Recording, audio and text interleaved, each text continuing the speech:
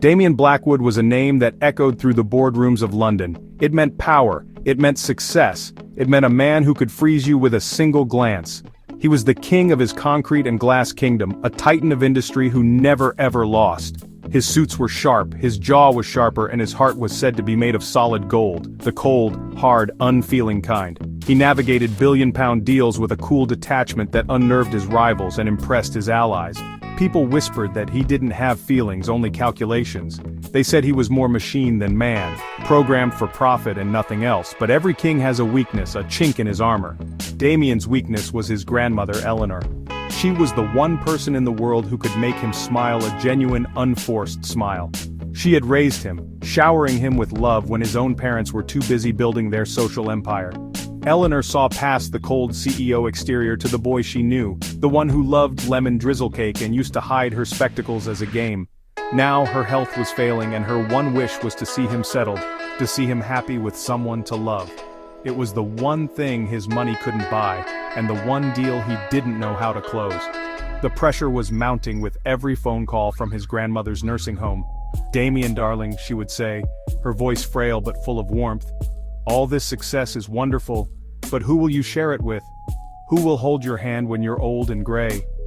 He would listen, his usual impatience melting away, replaced by a quiet ache.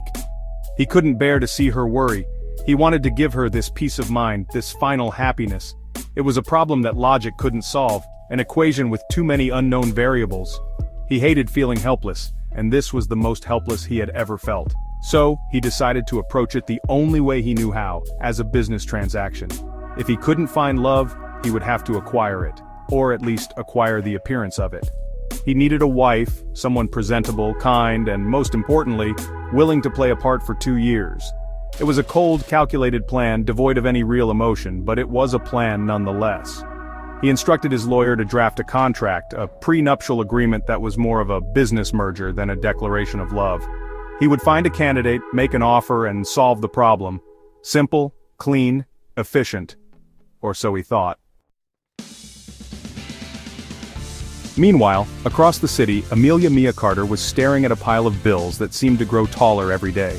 Each envelope was a stark reminder of her reality, a world away from Damien Blackwood's penthouses and private jets.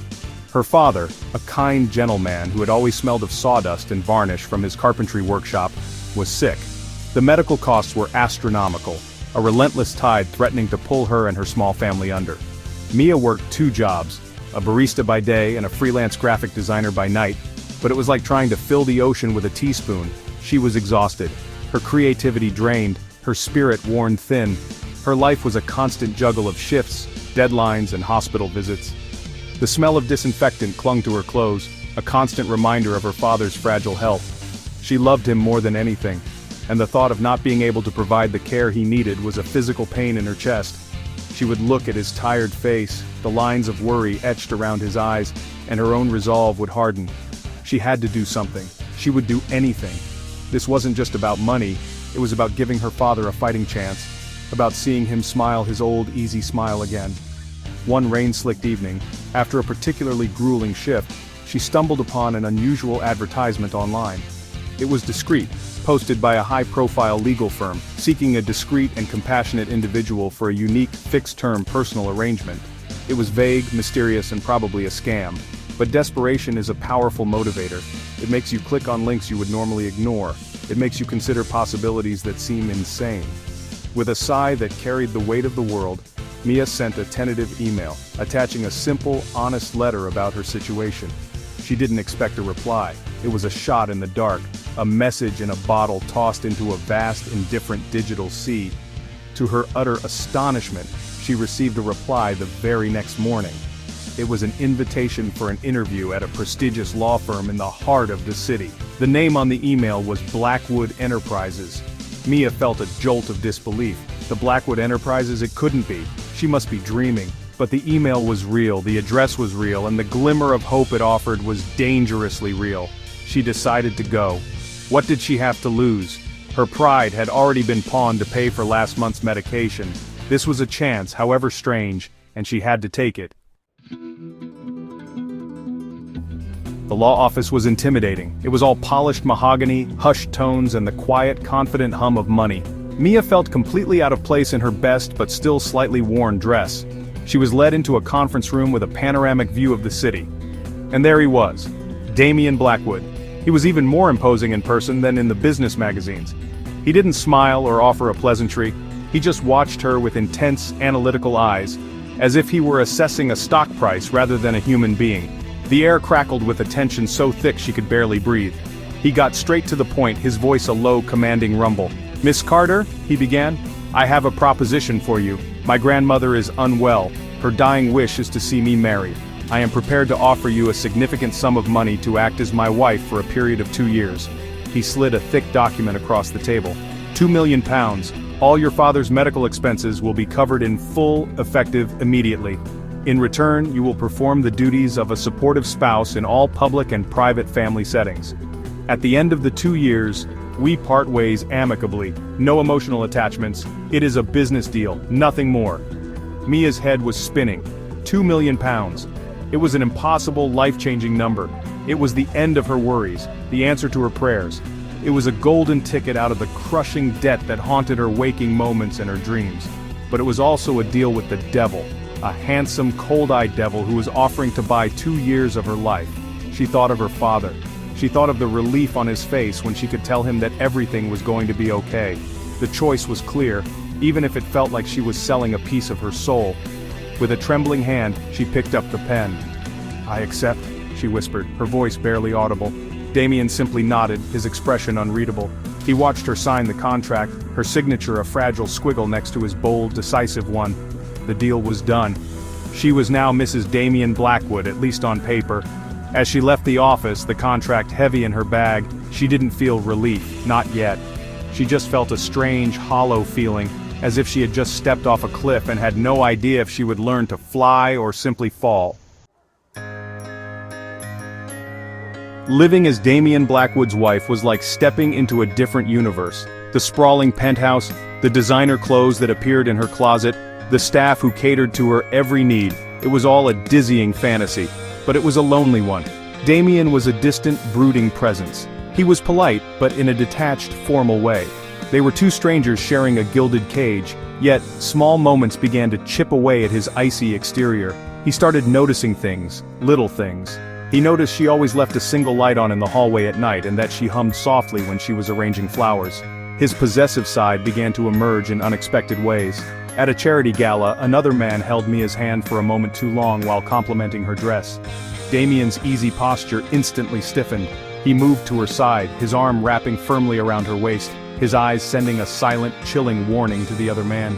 Mia was startled by the raw possessiveness in his grip, the way his knuckles were white where he held her. He explained it away as keeping up appearances, but there was a flicker of something else in his gaze, something primal and protective that had nothing to do with their contract. Slowly, their stilted conversations began to feel more natural. One evening, she found him staring at a photograph of his grandmother. Mia sat down beside him, and for the first time, he spoke about his childhood, about the woman who was his true north. He talked, and she listened, seeing a vulnerability he kept hidden from the rest of the world. In that moment, he wasn't the formidable CEO, he was just a man who loved his grandmother. Mia found herself touched by this unexpected glimpse into his soul, and a strange, unbidden warmth bloomed in her chest. She was starting to see the man behind the mask. These moments became their secret language. The way he would ensure her favorite tea was always stocked, the way she would leave a book she thought he'd like on his bedside table. They were small, unspoken gestures, unwritten clauses in their contract that were slowly, unexpectedly becoming the most important part of their arrangement. Mia knew she was in dangerous territory. The contract forbade emotional attachments, but her heart, it seemed, had not read the fine print. She was falling for her husband, her cold, possessive, and surprisingly vulnerable contract husband. Just as Mia started to believe that their charade could, maybe become something real, the past came back to haunt them. Her name was Isabella Rossi, a stunningly beautiful Italian heiress, and as Mia quickly learned, Damian's ex-girlfriend. She reappeared in London with the subtlety of a hurricane, her picture suddenly plastered across every society magazine, often alongside a mention of Damian. Isabella was everything Mia wasn't, polished, confident, and unapologetically glamorous. She moved with an easy grace through Damien's world, a world where Mia still felt like an imposter. Isabella had history with Damien, a real history that a 2-year contract just couldn't compete with. Damien's reaction to Isabella's return was, well, a confusing mix of irritation and something else Mia couldn't quite decipher. He became distant again, the fragile connection they had built seemingly vanishing overnight. He would take long, tense phone calls in his study, his voice low and strained. When Isabella showed up unannounced at a business dinner, Damien's composure was flawless, but Mia saw the conflict in his eyes. He was torn. Isabella spoke of their shared memories of the good old days, weaving a web of intimacy that deliberately excluded Mia, making her feel like a third wheel in her own marriage. Isabella was clever, she played her part perfectly, portraying herself as the one who got away, the great love Damien had lost. She would touch his arm lightly, laugh at an inside joke, and look at Mia with a mixture of pity and condescension. "Oh, you must be Damien's little arrangement," she'd said once, her voice dripping with false sweetness. He always was so practical. Each word was a carefully aimed dart, designed to remind Mia of her place. She was the paid actress. Isabella was the star who had returned for her leading role. The doubt began to creep in, cold and insidious. Damien was caught in a storm of his own making. A part of him, the logical CEO, knew that Isabella was a part of his past for a reason. Their relationship had been passionate but volatile, built on power dynamics rather than genuine affection. Yet, her return stirred up old habits and unresolved feelings. He found himself wrestling with a loyalty he didn't understand. His duty was to the contract, to Mia, and to his grandmother. But the ghost of his past was proving to be a powerful and disruptive force, and his internal conflict was creating a chasm between him and the woman who was, against all odds, becoming his wife in more than just name. The penthouse, once a symbol of a new, albeit strange, life, now felt like a prison. The silence between Mia and Damien grew heavier with each passing day. Every time Isabella's name was mentioned in the press or she sent a text to Damien's phone, another brick was added to the wall between them. Mia tried to talk to him, to understand what was happening, but he would shut down, retreating behind his CEO persona. "It's complicated," he would say, "or it has nothing to do with our arrangement." But it had everything to do with it because their arrangement was starting to feel heartbreakingly real to her. Mia's heart ached with a pain she hadn't anticipated. She had signed a contract to protect herself from this very feeling, but it was useless. She had fallen in love with Damien, and watching him with Isabella was like watching her own heart break in slow motion. She felt foolish and naive. She was the temporary solution, the stand-in.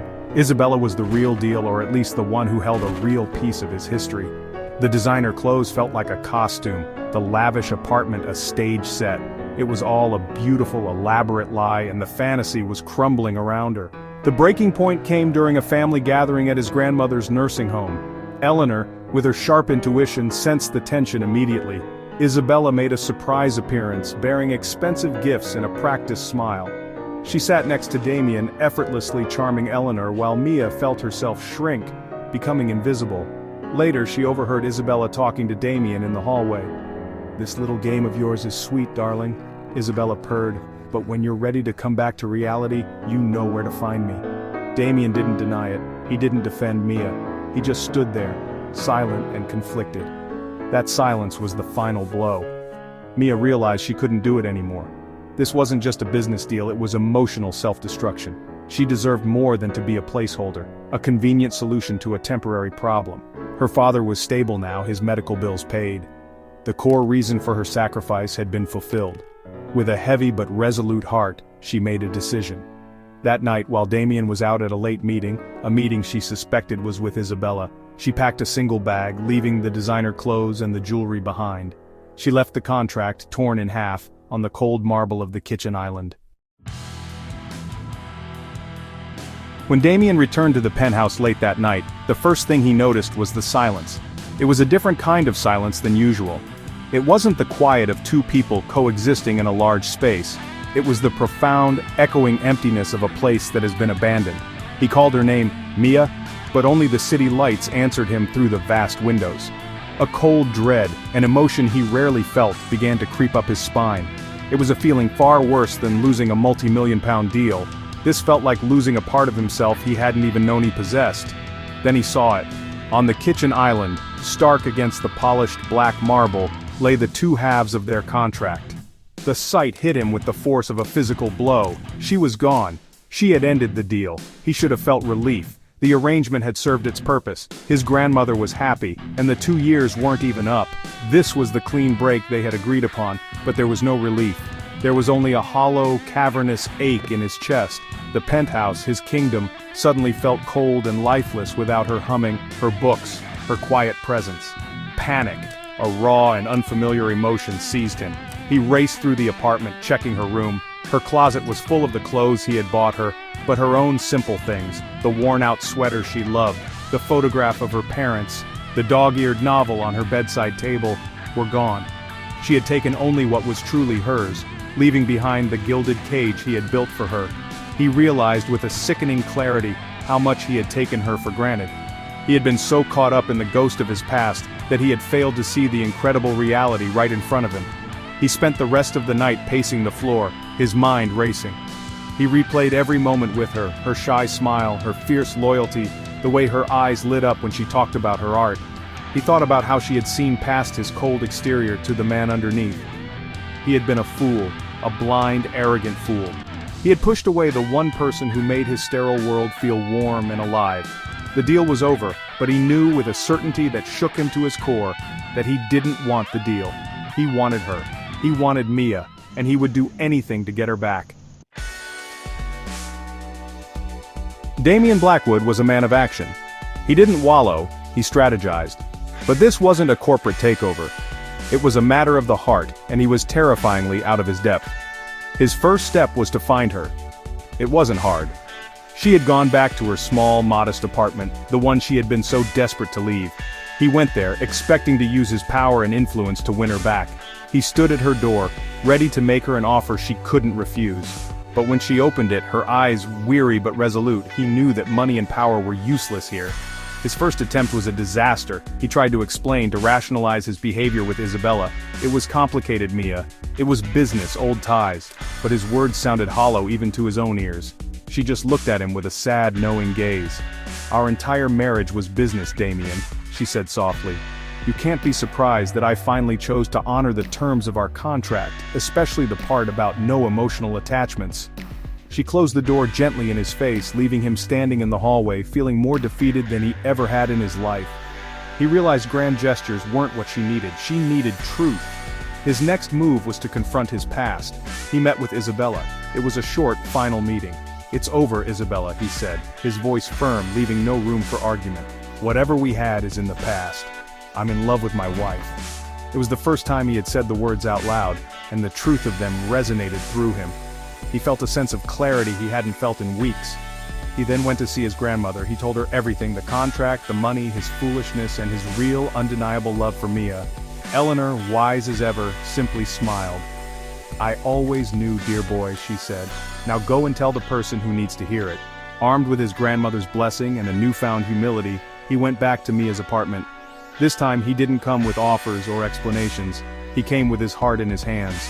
He found her in the small community garden behind her building, her hands covered in soil. He didn't say a word at first, just knelt down and started helping her pull weeds. He told her about his conversation with Isabella, about telling his grandmother the truth. He told her how empty the penthouse felt, how empty his life felt without her. He wasn't the CEO anymore. He was just a man, hoping for a second chance. Mia listened, her hands stilled in the dirt. She watched him, this powerful man looking so lost and vulnerable. She saw the sincerity in his eyes, the raw emotion he no longer tried to hide. He wasn't making excuses, he was making a confession. "The contract was the biggest mistake of my life, Mia," he said, his voice thick with emotion. "Not because I hired you, but because I thought I could put a price on what you are.